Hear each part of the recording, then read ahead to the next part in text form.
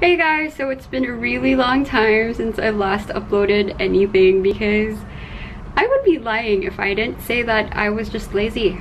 It's summer and I don't know if you've noticed, I'm sweating like a pig right now. So yeah, that's a thing.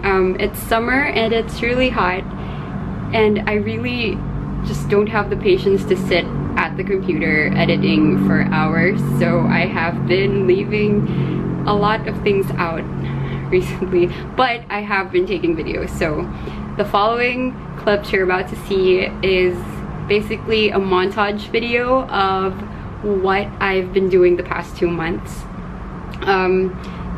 The first one you're gonna see is the Baler trip with my family, and actually I went to Baler last year, so I'm probably gonna put it here or something. Yeah, just watch it.